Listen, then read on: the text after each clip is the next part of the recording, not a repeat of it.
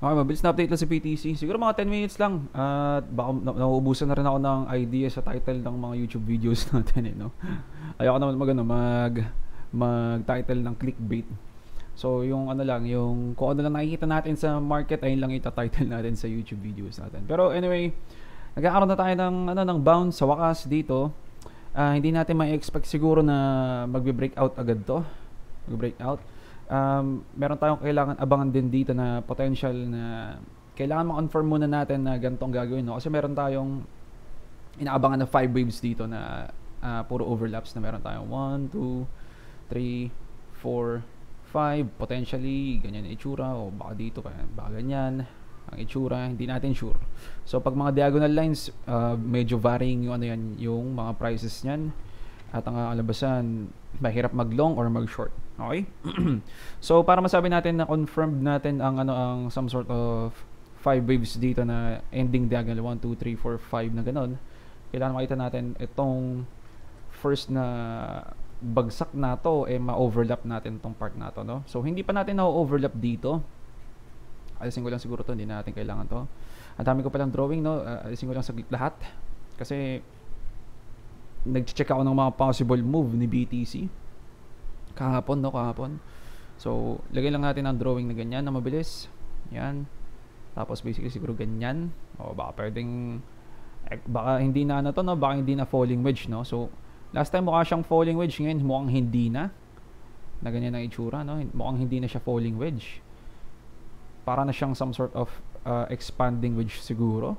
So possible na mangyari, no? Ganitong itsura, no? Ganyan. Tapos ganyan, most likely pwedeng expanding wedge na mas malaki ang mas malaki ang mga waves sa loob na 1, 2, o basically ganito 1, 2, 3, 4, 5 na mas malalim, then magpa-pump. Possible na mangyari na hindi natin sure. Siguro iiwan lang natin muna nakaganto to, nakalagay dito. Baka ganito pa to, no? Paano kaya to? Basta ito yung pinaka maayos, no? Dapat kasi ang start na ito mga banda dito, no? Banda dito. Yan, kasi ito ang ang potential first, second, third, fourth, fifth. Then ABC of some sort dito. Then 1, 2, 3, 4, 5 ulit. Then aabang tayo ng potential 3 waves dito. Meron tayong 1, 2, 3 siguro. Hindi natin sure. So hindi pwedeng ma-overlap to kung sasabihin natin ay impulsive move to the downside to na na malakihan, no? Kasi may possibility na maging ganun yun, no? Na meron tayong first wave, second wave, third wave na malaki dito, fourth wave, fifth wave na malaki dito, no? At doon pa lang matatapos ang fifth wave ang kakalabasan. Pero hindi pwedeng ganto kalaki to kumpara dito, no? So medyo mababa ang probability na gantong gagawin. Okay? Na malaki to at ang kakalabasan dire-diretso agad sa baba to. Medyo malabo kasi makikita natin dito ang third wave natin ganito, no? Meron tayong first wave, second wave, ito ang third wave, no? So itong third wave medyo malaki na dapat, pero kapag ganito ang fifth wave natin, medyo mababa yung probability. Okay? Unless merong isa pang basa na baka etong maliit na pump na to second wave, napakalabo nga lang na mangyari, no? Na gantong itsura. Meron tayong first wave, second wave, napakalabo na ganto ang gagawin ni BTC. Then itong pagbagsak natin 3, 4, 5 of some sort yan, medyo malabo. Okay? Ito hindi ganun ka hindi magandang second wave to. Dapat ang second wave mga banda dito sa mga bandang 45k para masabi natin may second wave tayo. Pero possible siguro, kaso mababa yung probability. So ang mas expected natin dito 5 waves to the downside, no? Na overlapping, ganito, no? 1, 2, 3, 4, 5. Then magkakaroon tayo ng recoveries at some point. Siguro mas malalim to, no? Kasi meron tayong widening wedge. So last time falling wedge, ngayon naging parallel channel, ngayon medyo nagiging expanding wedge na, no? So ina-update natin kasi hindi natin sure kung saan banda pwede mag-bounce to. Ang pinaka support natin ngayon ay 38k lang, no? Tsaka itong maliit na to, no? Itong part na to. So mapapansin natin dun din tayo nagba-bounce, no? Sa area 'yon. Okay?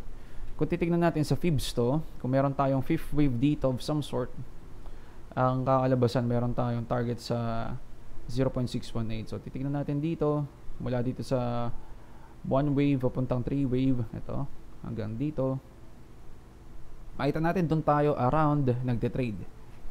Okay, doon tayo around nagte-trade, no? So makikita natin nagpo-push down tayo. Pero titingnan natin sa daily yan, nag-close above and most likely. Yan, close above. So meron tayong bullish candle dito, no, na parang hammer. Magandang sign to for the bulls. Na meron tayong okay, mukhang magkakaroon tayo ng some sort of recovery, possible naman. No, sa 4 hours, makita natin, no, nagko-close above tayo sa 0.618 doon sa golden pocket. Sa 4 hours, hindi, no, nagko-close below tayo. Pero titingnan natin ang volume saglit. Okay, maganda to, no, maganda kasi ang push down natin lower volume. Okay, so ayusin ko lang to, ha. Yan, para hindi tayo malito. Lower volume ang push down natin, no. Ito. Vertical line. At na-push down na to, lower volume sa mga previous volumes na to, no? Ibig sabihin, merong paghina ng pag-sell off, no? Medyo mahina na ang sell off. Then, recover tayo. Pero ayun nga, na-expect ko, siguro ang next target natin, kailangan natin muna makita mag-overlap to. Kailangan mag-higher high ng, hindi naman higher high. Mag-push above, kahit week up lang dito. Then may expect ko, okay, ang ginagawa nito yung 1, 2, 3, 4, 5 na ganito bago mag-pump. Okay? So ibig sabihin, kapag na-overlap niya to, ang mga susunod na mangyayari ay magkakaroon tayo ng isa pang lower low dito bago tayo mag-push up. Okay? So ayun lang siguro ang kailangan natin bantayan sa BTC. So ano pa ba? Meron tayong matagal na natin pinag-usapan to dati pa, yung 50% retracement rule, no? Kasi marami akong mga drawing sa ngayon na hindi naman marami, sakto lang. May mga drawing kasi ako na tinitignan ko kung anong type of move ang gagawin ni BTC. So pakita lang natin ng mabilis ang 50% retracement rule. So nag-close below tayo ngayon sa weekly 2 beses. Actually 3 beses. Meron tayong 1, 2, 3. So makikita natin yan sa mga previous mga bear market. Ito for example, mula dito sa taas hanggang dito sa ilalim, makikita natin na mag-wake up tayo, medyo may close above ng onte, maliit lang, close above ng onte, pero generally ilalim to, no. Nagko-close below tayo hanggang sa nagkaroon tayo ng final flush out bago sa bull market, no. So possible na gawin din ni BTC to sa current price niya. Okay? So dito sa mga area to, no. So titignan natin ang monthly natin saglit. Ang monthly ang mas importante sa tingin ko, no, para mag-close above ng 50%. Kung makikita natin to, exactly dun siya nagre-reject or nagko-close. Okay? So meron tayong week up, meron tayo diyang 0.618 na target dito, which is typical na target ng BTC para mag-reject. Okay? So papakita ko, dito din yung 0.5. Okay? So ito ang 0.5, yung 50% retracement rule. Ito. At ang golden pocket, exactly doon tayo nagre-reject. Okay? Kung titignan natin sa mga dating bear market ni BTC papuntang bull market, ganun din ang ginagawa. Okay? Makikita natin golden pocket, rejection, 50% retracement rule, 0.5, dun siya nagko-close below. Okay? So makaka-expect tayo ng medyo mahabang pagbagsak ni BTC, at least siguro mga 1 month or mga 2 months. Ito nga actually, ano to, no? Ilang months to? Meron tayong unang push up rejection. So meron tayong some sort of 1, 2, 3, 4, 5, 6, 7. Ito 7 months lang dapat to, kasi nagkaroon tayo ng COVID dump. So possible 7 months lang. So 1, 2, 3 plus 3 months, 7 to 10 months ang kakalabasan. Sabihin natin kung walang COVID, mga 7 months lang, no? So nakaka some sort of 2 months na rin ata tayo. Hindi ko masasabi kasi ito yung start ng ng 50% dump, 50% retracement rule. So dito tayo mag-start 1, 2.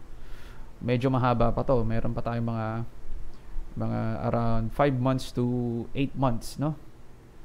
Kung ganun ang gagawin, no? Pero ayun nga, hindi ko ma-expect na exactly ganito ang gagawin, no? So possible na hindi ganun katagal to. Kasi iba rin yung galaw nito ni BTC sa ngayon. So papakita ko lang yung mga picture kong pinagagagawa, mga kalokohan kong pinagagagawa na picture na bago natin end yung video. So eto na, meron tayong distribution schematic.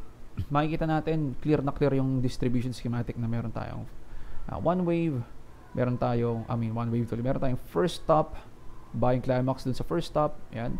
Second top, yung upthrust after distribution, upthrust lang pala, UT upthrust. Then yung third high natin, upthrust after distribution, yung number 3. Then nag-aaroon tayo ng LPSY dito, LPSY last point of supply, push down na naman, isa pang last point of supply ito, push down, last point of supply na naman. Then nag-aaroon tayo ng some sort of consolidation. Possible yung etong descending channel na ito, yung consolidation, possible yun. Dito mukhang medyo lower highs na lower lows na type of consolidation. So medyo may pagka descending channel to. Ito yung descending channel natin, medyo mas steep nga lang, pero ando dun siya sa idea na pareha siya sa distribution schematic number 1 ni Wyckoff, no? So next natin, para masabi natin na bullish pa rin tayo sa BTC, kailangan makakita tayo ng some sort of bounce dito. Okay? Some sort of bounce. Pwede rin kasing yung bounce ni BTC dito, pwedeng yung type na flat correction lang, ganon, kaya hindi tayo nakakita ng bounce, pero mas malalim yun. Ganito agad yan na A, B, C na ganyan lang, sabihin natin na flat correction, malaki ang dump, malaki ang correction, malaki ang isa pang final dump bago mag-pump ulit, no? Pwede ganyan. Pero kasi nakikita natin mayroon tayong mga 5 waves dito, so mas expected ko zigzag correction siya. Ganyan, zigzag correction na 535, na meron tayong 5 dito, meron tayong 3 dito, at meron tayong 5 dito. Sa mga flat correction kasi 335 madalas yun. Ganito, no? Ganyan. O ulit, ganyan, ganyan, ganyan. Tatlo lang dito, 5 dito. Okay? Kaso nakakita tayo dito sa part na to, mukha tong 5. Okay? Mukha tong 5. 1, 2, 3, 4, 5 of some sort of pad. Pwedeng dito pa yung 5. Okay? So hindi magandang sign na 5, marami tayong 5 waves. Ito may 5 waves dito. Ito may some sort of 5 waves dito. Ito, yan. So may expect natin 5, 3, 5, 3, 5 to bago mag-pump muna. Okay? So ayun ang nakikita ko, no? So kailangan, alisin ko na to, yan. Kailangan mag-bounce tayo ng medyo decently high, no? Bago tayo magkaroon ng isa pang push down. Ito ang bullish, okay? Itong red line na to, invalidation to ng bull market. Kapag bumagsak tayo below dyan sa red line, delikado na ang BTC at ang crypto market. May papakita natin yan kung bakit importante itong red line. Ito, no? Meron tayong red line dito. Ito ang A wave, B wave, C wave. Kasi sa longer time frame, pupunta tayo ng weekly. Meron tayong inaabangan dito na malaking bear market na continuation. At least ako sa mga ibang channel, ibang analyst, kapag bullish na bullish sila, most likely tapos na ang bear market dito, no? Pero ang para sa akin, sa tingin ko baka mayroong pang lower lows. Okay, pero hindi natin sure kung tama tayo doon. Napapansin ko lang kasi kulang tong move na to, no? So for example, ito na 1, 2, 3, 4, 5. So may kompleto tayong 5 waves dito. Dapat ang retracement nito itong buong to, no? Retracement nito buong to. Pasok naman tayo sa 0.5 pero hindi tayo exactly pinpoint accuracy sa 0.5. So may expect ko mga banda dito pa ulit sa 14k i-retest to, or possibly baka dito sa mga bandang 10k ang pinaka drop kung bearish tayo, no? Ayun yung bias ko sa ngayon, medyo bearish kasi papakita natin. So eto, no, meron tayo dito 5 waves, 1, 2, 3, 4, 5. Kapag meron tayong 5 waves, dapat ang itsura ng correction yan some sort of zigzag correction din, no? Kasi hindi pwedeng ganito ang gagawin ng BTC. 1 2 3 4 5, or sa impulse wave theory hindi pwedeng gawin to ganyan, tapos meron tayo 1 2 3 4 5 dito, bawal yan. Then magkakaroon na naman tayo 1 2 3 4 5 dito. Basically bawal to, no? Unless kung itong 1 2 3 4 5 na to part to ng some sort of ibang klaseng structure, like ito. Pwede siyang maging ganito, 1 2 3 4 5, 1 2 3 4 5, kapag meron tayong A, B, C correction. Kapag meron tayong ganyang klaseng corrective move na zigzag correction. So ibig sabihin meron tayong maliit na wave dito, A, B, C. Then meron na naman tayong 1 2 3 4 5 dito. 1 2 3 4 5. Okay? Then dun na tayo magkakaroon ng bull market. 1 2 3 4 5 kung saan man to umaarting. Okay? So sa nakikita natin, at least sa impulse wave theory sinasabi, mukhang hindi pa tapos ang bear market, no? Ay lang yung gusto kong pakita sa inyo in case na hindi pa talaga tayo bullish. Kasi eto nga, no, pinakita ko, no, ito control ko ng saglit, ha. Nakikita nyo tong ABC na to. So meron tayong 1 2 3 4 5 dito, di ba? Ato 1 2 3 4 5 na to. Tapos nakikita nyo tong ABC na to papuntang B wave. Ato papuntang B wave na to. Yan, ABC yan. Makikita rin natin yan exactly dito sa galaw ni BTC sa ngayon. Ayusin ko lang to, ha. Yan. Makikita natin yan exactly dito na meron tayong ginagawang A, B, C. Okay? Which is hindi magandang sign for the bulls yan. Pero pwede na rin bullish yan kung ang drop natin dito, hanggang dito lang. Kasi ang kakalabas, meron tayong first wave dito, second wave, third wave to bigla, fourth, fifth. Ganyan ang kakalabasan. Okay? So para maging bullish, kailangan ganito lang ang gagawin na ABC correction nito. Hindi tayo babagsak below 31k. Okay? Next one. Ito yung pag-bearish, no?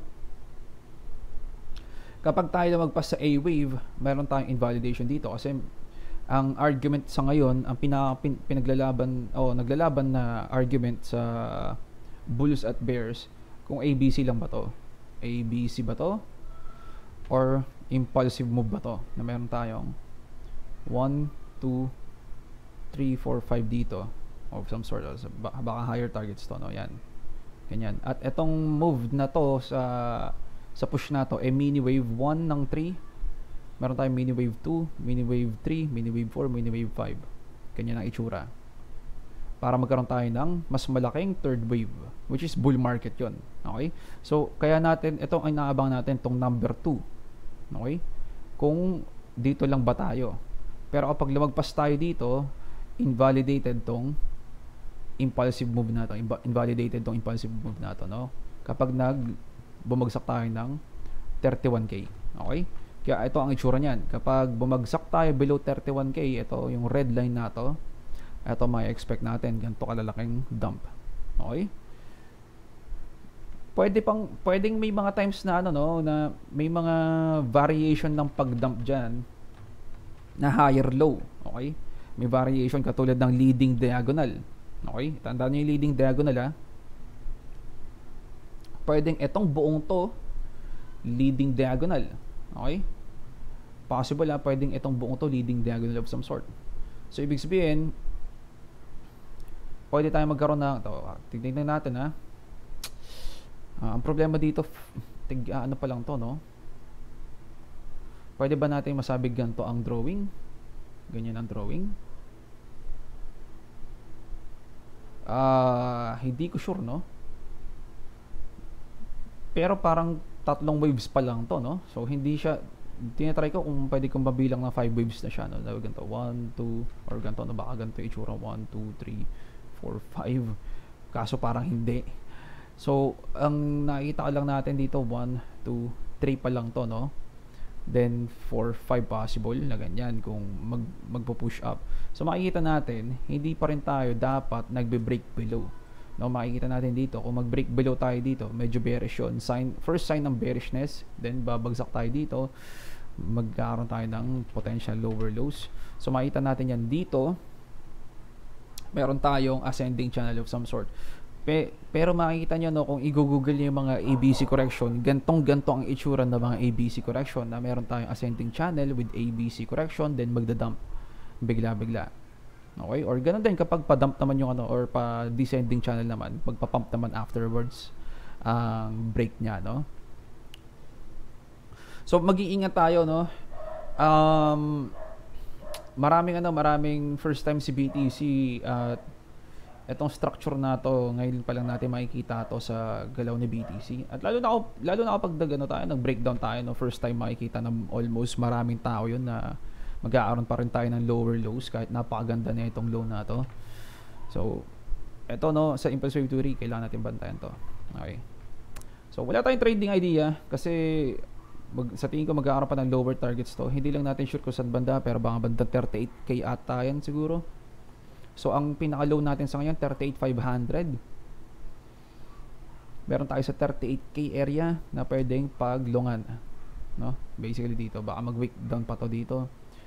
Then, may some sort of recovery bago mag-dump ulit. Ayun yung nakikita ko, no? Hindi natin sure kung talagang gagawin ni BTC. So, sa S&P 500, ganun pa rin, no? ATH. So, most likely kasi si DXY, nagpapakita ng weakness dito sa papakita siya ng some sort of weakness, no? Nag-aaroon siya ng overlap dito. Yan, overlap. So, nagdadump si DXY, nagpa-pump si S&P 500. So, dapat ganun din si BTC. Pag nagdadump si DXY, dapat nagpa-pump din si BTC. Kaso, hindi pa ganun nagpa-pump si BTC, no? So, hindi natin sure. So, ilan siguro update natin? Pampaano lang, pampa-aware lang sa mga possible gawin ni BTC na meron tayong gantong potential na mangyari, na meron tayong malaking 1, 2, 3, 4, 5 dito. Hindi natin sure kung perfect yan. At meron tayong mga ascending channel dito na madalas nakikita natin sa ABC correction bago tayo magkaroon ng dump. Pero maaga pa masabi kung magdadump man tayo ng breakdown talaga. Napaka bad news yun para sa crypto, no? Kasi siguro mga next year pa tayo magkakaroon ng bull market kakalabasan. At puro short yun, at most likely sakto yun. Sasakto yun sa mga rate cuts, no? Kasi ang rate cuts hindi pa natin nakikita sa BTC na malakihan ang rate cuts sa interest rate. Hindi pa natin nakikita. So mabilis lang to bago natin end yung video. Interest rate. Ito, mabilis lang. So ito, no, mataas tong interest rate nato, no, sa Fed natin ngayon, na magre-rate cuts tayo eventually, pero si BTC hindi pa nakaka-experience ng ganyan. Kung dadagdag natin si BTC dito, mabilis lang. Nag-start si BTC, eto dito banda to, no? At walang interest rate.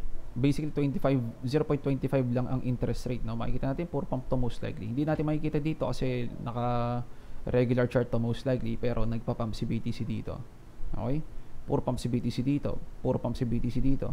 Nagkaroon tayo ng 70% na drop do sa COVID dump, kumbaga.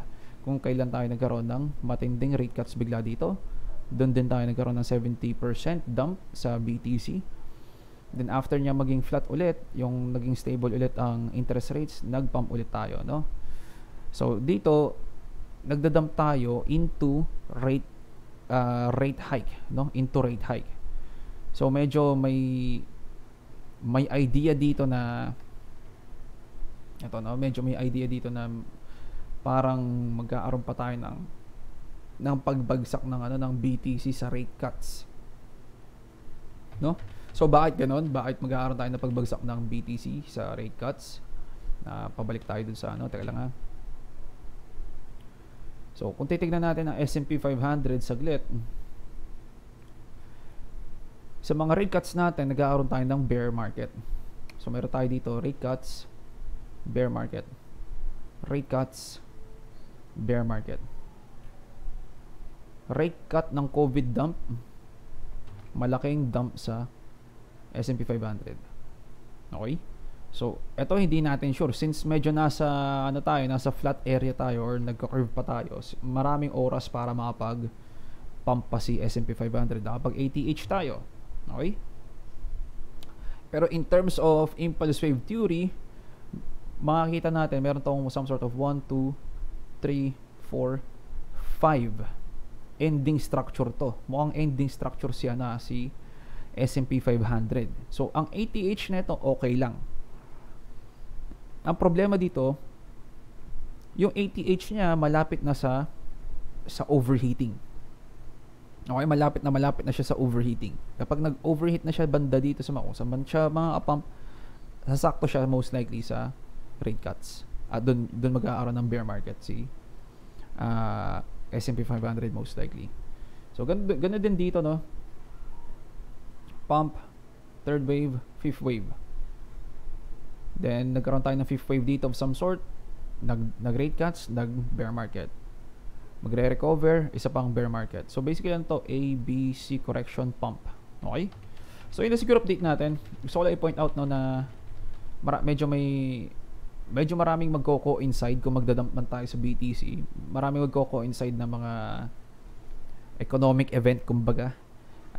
Hindi lang inside BTC or inside crypto, kasama rin sa stock market. Makikita natin si S&P 500 mukhang meron siyang 5 wave counts to the upside. Pag na-complete ang 5 waves niya, most likely mag-correct siya, magkakaroon siya ng bear market most likely. Then si BTC mukhang hindi natin sure kung ano gagawin, pero first time kasi, no? So aabang lang tayo doon. Expect lang natin dito sa shorter time frame, consolidate lang tayo dito, no? Muna ganto muna tayo. Yan, possibly, potentially, then magkakaroon ng some sort of recovery. Ang pinakaabang natin dito most likely dito banda lang. Okay, sa 43,500 area lang siguro. Okay, so ayun lang siguro update natin. Ingat sa trade sa GG's boys.